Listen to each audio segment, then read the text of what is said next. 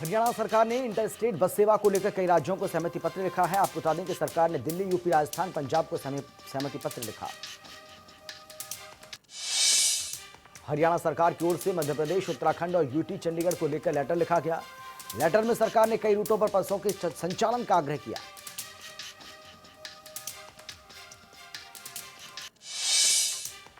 हरियाणा में कोरोना के 6 नए मामले सामने आए हैं। नए केस मिलने के बाद प्रदेश में कोरोना का कुल आंकड़ा 970 तक जा पहुंचा। यहां 328 एक्टिव केस हैं, तो वहीं 628 मरीज ठीक होकर अपने घर वापस लौट चुके हैं, जबकि 14 लोगों ने कोरोना की चपेट में आकर अपनी जान गंवाई। चंडीगढ़ की बापूधाम कॉलोनी से कोरोना के 2 नए मामले सामने आए। नए केस मिलने के बाद जिले में कोरोना संक्रमण का आंकड़ा बढ़कर 202 तक जा पहुंचा। कोरोना संक्रमण हो रही लगातार बढ़ोतरी स्वास्थ्य विभाग के लिए चुनौती बना हुआ है। सिरसा के नागरिक अस्पताल में भर्ती 2 मरीजों की रिपोर्ट नेगेटिव आने के बाद सिरसा कोरोना मुक्त हो चुका है। दोनों मरीजों को 14 दिन के लिए होम क्वारंटीन कर दिया गया। हिसार जिले में मंगलवार को 2 कोरोना पॉजिटिव मामले सामने आए। सभी मरीजों को अग्रोहा के मेडिकल कॉलेज में भर्ती किया गया, जहां उनका इलाज किया जा रहा है। गुरुग्राम जिले में पिछले 24 घंटों में कोरोना संक्रमण के 9 नए मामले सामने आए, जिसके बाद जिले में कोरोना संक्रमण का कुल आंकड़ा 220 तक जा पहुंचा, जिसमें से 118 मरीज ठीक होकर घर वापस लौट चुके हैं। 102 मरीजों का भी इलाज चल रहा है। रोहतक में कोरोना का एक और मामला सामने आया है। 20 साल के युवक में कोरोना वायरस की पुष्टि हुई है। युवक हाल ही में परिवार के साथ गुजरात से लौटा था। परिवार के सभी सदस्य क्वारंटीन किए गए। फरीदाबाद में कोरोना थमने का नाम नहीं ले रहा है। जिले में 4 नए केस सामने आए, जिन्हें मिलाकर अब कुल संक्रमितों की संख्या 167 तक जा पहुंची है। कोरोना मरीजों में 4 हरियाणा पुलिस के जवान और एक 3 साल की बच्ची भी शामिल है। सभी संक्रमित मरीजों को फरीदाबाद के ईएसआई अस्पताल में दाखिल कराया गया। कुरुक्षेत्र से एक ही दिन में कोरोना के 4 मामले सामने आने के बाद हड़कंप मच गया। पहला मामला सेक्टर 3 से सामने आया, दूसरा आजाद नगर, जबकि बाकी 2 मामले लक्ष्मण कॉलोनी से सामने आए हैं। सभी कोरोना पीड़ितों को शाहबाद के अस्पताल में भर्ती करवाया गया।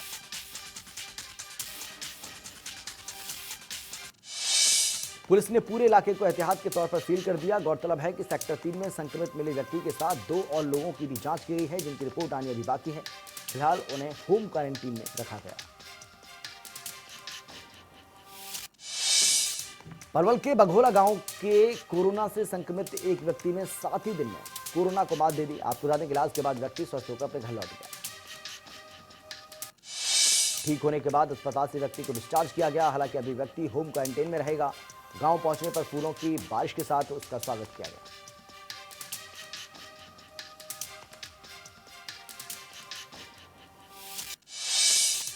वहीं भिवानी में कोरोना महामारी के बीच राहत की खबर सामने आई। यहां 9 दिन बाद 11 साल के बच्चे ने कोरोना को हराकर घर वापसी की।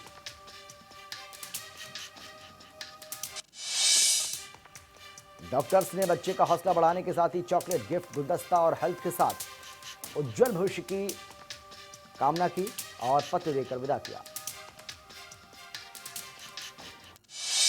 पलवल की कृष्णा कॉलोनी से कोरोना के 3 केस आने के बाद जिला प्रशासन ने कृष्णा कॉलोनी को कंटेनमेंट और साथ लगते शमशाबाद को बफर जोन घोषित कर दिया। पुलिस ने नाकेबंदी कर लोगों से घरों में रहने की अपील की है। बिना जरूरी काम के घर से बाहर निकलने पर नियम 188 के तहत कार्रवाई की बात कही।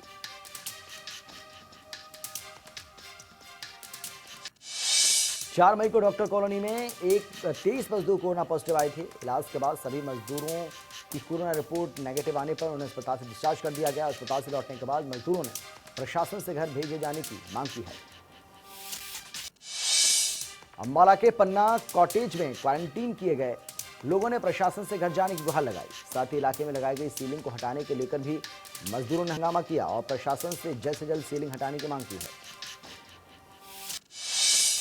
गुरुग्राम में पुलिस कर्मियों पर पथराव का मामला सामने आया है। दिल्ली के पालम विहार से गुरुग्राम में दाखिल हो रहे लोगों को पुलिस प्रशासन ने रोकने की कोशिश की है, जिसके चलते भीड़ ने पुलिस कर्मियों पर पत्थरों से हमला कर दिया। इस दौरान कई पुलिसकर्मी घायल भी हो गए।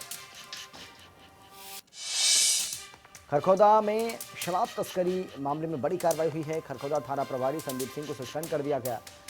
जांच कर रही टीम में मामले में पुलिस की मिलीभगत को उजागर भी किया गया। खरखोदा में कला चौक पर स्टेट बैंक के एटीएम में आग लग गई। मौके पर पहुंची दमकल विभाग की गाड़ियों ने आग पर काबू पाया। हालांकि अब तक आग लगने के कारणों का पता नहीं चल पाया। महम के भैड़ी महाराजपुर गांव में पति ने पत्नी की चाकू मारकर हत्या कर दिया। वह संबंधों के शक में पति ने पत्नी को मौत के घाट उतार दिया, साथ ही खुद को पुलिस थाने पहुंचकर कानून के हवाले कर दिया। बहादुरगढ़ में बादली पास एनसीआर माइनर में 3 युवक नहाते हुए डूब गए। मौके पर पहुंची पुलिस और गोताखोरों की टीम ने नहर से 2 युवकों के शव बरामद किए। तीसरे युवक की तलाश अभी भी जारी है। तीनों युवक दिल्ली के रहने वाले बताए जा रहे हैं।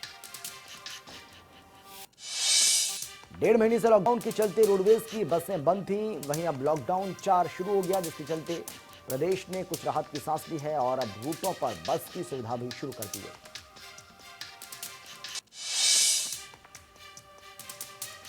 जीएम खूबी राम कौशल ने बताया है कि लॉकडाउन के नियमों का पालन करते हुए सामाजिक दूरी का विशेष ध्यान रखा जा रहा है।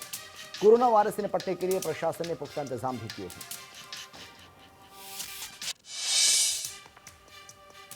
सोशल मीडिया पर प्यार के बाद अमेरिका से एक युवती प्रेमी से शादी करने गन्नौर पहुंच गई। जानकारी के मुताबिक युवती मार्च में ही भारत आई थी, लेकिन लॉकडाउन के कारण शादी नहीं हुई। हालांकि दोनों ने अब सगाई कर ली है। अमेरिकी युवती की दोस्ती कुतुबपुर गांव में रहने वाले अमित सहुआ से 2018 में फेसबुक पर हुई थी और दोनों ही सोशल एक्टिविस्ट के तौर पर काम करते हैं। बहरहाल अब दोनों लॉकडाउन खुलने के बाद शादी का इंतजार कर रहे हैं।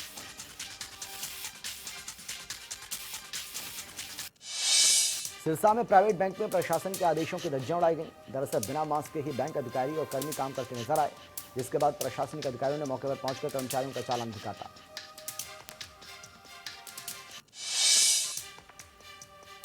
लॉकडाउन के चलते जहां उद्योग धंधे नुकसान उठा रहे हैं, वहीं बहादुरगढ़ में फूलों की खेती करने वाले किसानों को भी बहुत नुकसान हुआ है। 14 एकड़ में लगे करोड़ों रुपए के फूल खिलकर सूख गए। लिलियम कार्नेशन जैसे फूल जिनकी एक कली 50 से 100 रुपए में बिकती थी, वहीं अब कोरोना के चलते इसे कोई खरीद नहीं रहा। सिरसा के एसडीएम जयवीर यादव, शहर थाना प्रभारी सुखबीर सिंह ने शहर का निरीक्षण किया और दुकानों में बिना मास्क पहने हुए दुकानदारों के चालान काटे। मौके पर एसडीएम ने लोगों से सोशल डिस्टेंसिंग की अपील भी की। हिमाचल के काला अंब से नारायणगढ़ पहुंचे प्रवासियों में शामिल गर्भवती महिला ने बच्ची को जन्म दिया है। आपको बता दें कि महिला और उसका परिवार यूपी के बदायूं का रहने वाला है, जो काला अंब में एक फैक्ट्री में काम करता था। प्रवासी मजदूरों को लगातार घर भेजने का काम चल रहा है। यमुनानगर से स्वास्थ्य जांच के बाद 400 प्रवासी मजदूरों को अंबाला भेजा गया।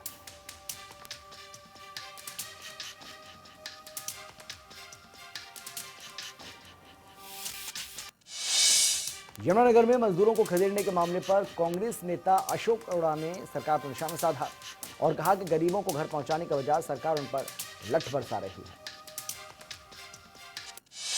केजरी स्टेडियम से बसों के जरिए सभी को रवाना किया गया। इस दौरान सभी मजदूर काफी खुश भी दिखाई दिए।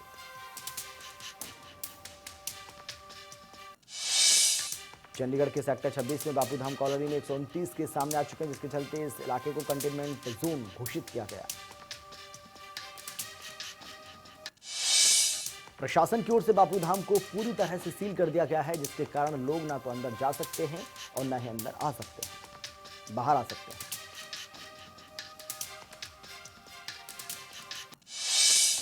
लोगों का कहना है कि बापूधाम के जिस एरिया में कोरोना केस नहीं है, उन हिस्सों को खोला जाए और इसे लेकर वहां काफी संख्या में लोग अब इकट्ठा होना भी शुरू हो गए हैं।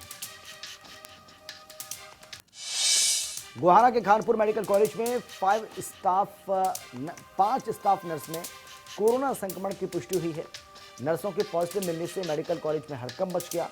मेडिकल कर्मचारियों ने सुरक्षा की मांग को लेकर धरना प्रदर्शन किया। हिसार के साहू गांव की माइनर टेल पर किसानों ने विरोध प्रदर्शन किया। किसानों ने प्रशासन को 24 घंटे का अल्टीमेटम देते हुए कहा कि अगर 24 घंटे में प्रशासन ने उनके खेतों को पूरा पानी नहीं दिया तो किसान मिलकर माइनर को बंद कर देंगे। साढूरा में ट्रैक्टर ट्रॉली और बाइक की जोरदार टक्कर में 2 बाइक सवार घायल हो गए। ट्रॉली चालक ट्रॉली छोड़कर मौके से फरार हो गया। घायलों को यमुनानगर के ट्रॉमा सेंटर रेफर किया गया।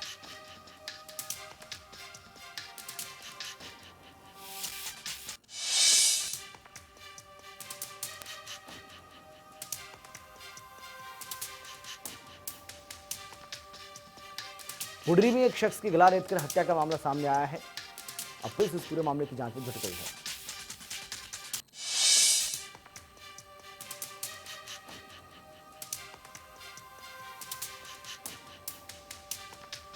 लॉकडाउन 4 में ढील मिलने के बाद बहादुरगढ़ दिल्ली बॉर्डर पर भयंकर जाम लग गया। प्राइवेट और कमर्शियल वाहनों की करीब 1 किलोमीटर लंबी लाइन लग गई।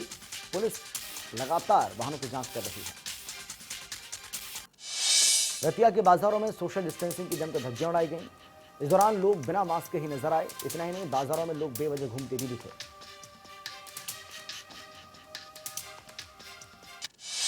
लॉकडाउन 4 में मिली पाबंदियों का उल्लंघन करने पर ट्रैफिक पुलिस ने लोगों के चालान काटे। मौके पर ट्रैफिक एसएचओ ने बताया कि करीब 25% लोग बिना हेलमेट और 50% लोग बिना कागजों के गाड़ी चला रहे हैं। हरियाणा के एनएसयूआई अध्यक्ष दिव्यांशु बुद्धिराजा ने मुख्यमंत्री मनोहर लाल को पत्र लिखकर चेतावनी दी है कि युवाओं और छात्रों के भविष्य के साथ सरकार खिलवाड़ न करे। दिव्यांशु बुद्धिराजा ने कहा है कि रोजगार देने के बजाय सरकार रोजगार छीनने का काम कर रही है। उन्होंने प्रदर्शन करने की भी चेतावनी दी।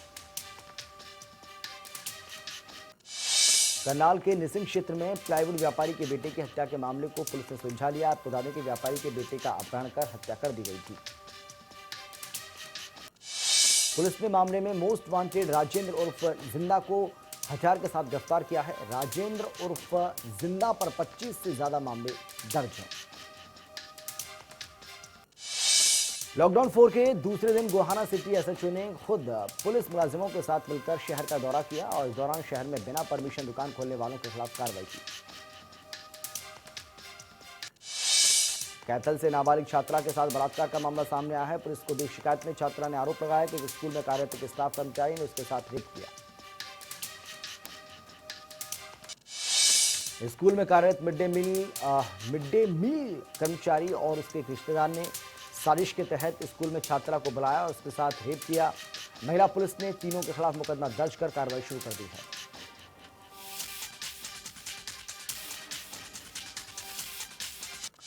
पुडरी में एक गांव में एक युवती के साथ रेप का मामला सामने आया है। जानकारी के मुताबिक गांव के सरकारी स्कूल से 2 लोग पकड़े गए, जिसके बाद ग्रामीणों की भीड़ स्कूल में इकट्ठा हो गई।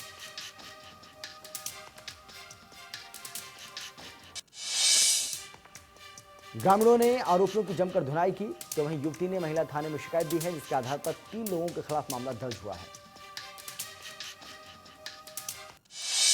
चरखी दादरी रोडवेज डिपो से पंचकुला के लिए दादरी जीएम ने हरी झंडी दिखाकर पहली बस को रवाना किया, जिसमें 26 सवारियां मौजूद थी। इन सवारियों को रवाना करने से पहले उनकी थर्मल स्क्रीनिंग की गई। दादरी जीएम ने बस का बीच में कहीं ठहराव न होने के चलते सभी सवारियों को पानी की बोतलें भी उपलब्ध करवाई। नूह के करहेड़ी गांव में राशन डिपो धारक के खिलाफ ग्रामीणों ने राशन वितरण में गड़बड़ी करने की शिकायत दी, जिसके बाद जांच के लिए एसडीएम फिरोजपुर झिरका पहुंचे तो सैकड़ों की संख्या में लोग इकट्ठा हो गए। जांच के दौरान विवाद इतना बढ़ गया कि ग्रामीण एक दूसरे पर टूट पड़े। एक करहेड़ी गांव में जमकर मारपीट हुई। लोगों ने एक दूसरे पर पत्थर भी फेंके।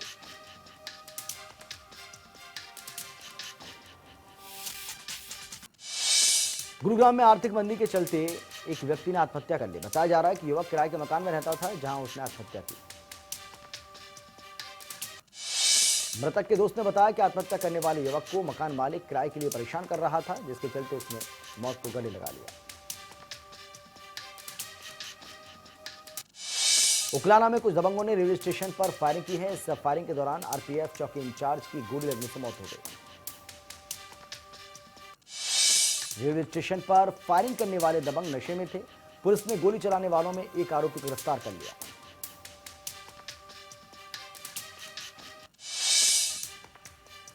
कैथल के पाड़ला रोड पर चोरों ने ट्रांसपोर्ट शोरूम को ताला तोड़कर लाखों की चोरी की अंजाम दिया है। ट्रांसपोर्ट कंपनी के मालिक की शिकायत पर पुलिस ने मामला दर्ज कर लिया है। मामले की जांच में जुट गई है।